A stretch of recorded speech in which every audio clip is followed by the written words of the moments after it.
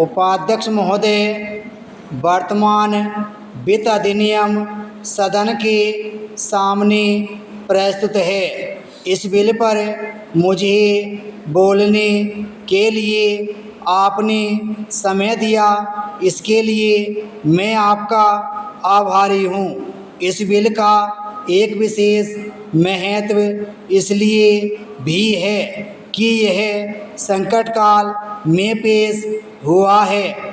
चीन ने हमारे देश पर हमला किया, देश पर संकट आया, राष्ट्र को चुनौती मिली और इस चुनौती को हम सब ने स्वीकार किया, जिसके लिए पैसे की आवश्यकता हुई। इसको वित्त मंत्री ने बड़ी कुशलता से देश के अंदर और देश के बाहर से जुटाया। इस बिल का महत्व इसलिए भी है कि हमारी पंचवर्षीय योजना के मध्य में ही यह बिल आया है। देश में बड़ी बड़ी योजनाएं अभी अधूरी हैं, जिनका पूरा होना देश के लिए बड़ा आवश्यक है। इसके लिए भी बहुत बड़ी धनराशि चाहिए।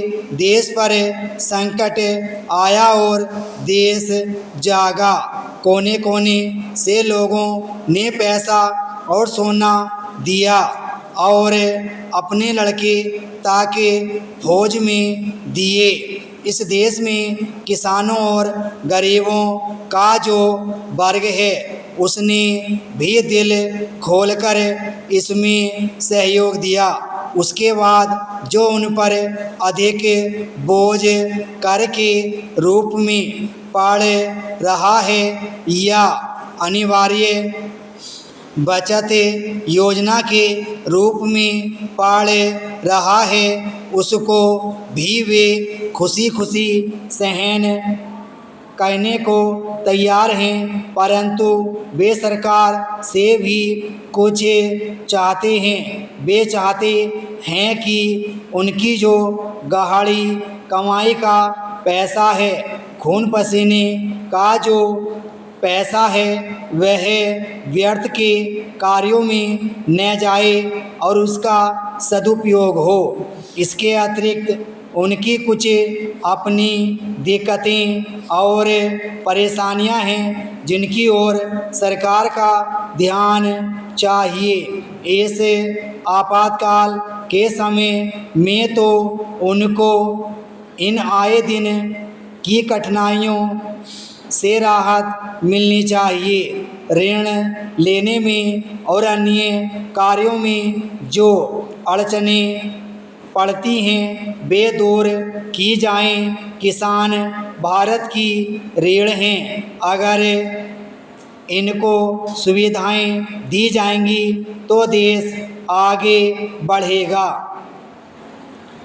आज जहां देश के साधारण लोगों ने इस सरकार का हाथ बटाया, वहां एक वर्ग ने, जो कि धनी वर्ग कहलाता है, अपने साधनों के अनुसार सरकार के सुरक्षा कार्यों में सहायता नहीं की। मैं यह नहीं कहता कि उन्होंने बिल्कुल सहायता नहीं की, लेकिन अपनी स्थिति के अनुसार सहायता नहीं की। जहाँ तक योजनाओं का संबंध है, इस देश को समृद्धशाली बनाने के लिए योजनाओं पर काफ़ी काम हो रहा है।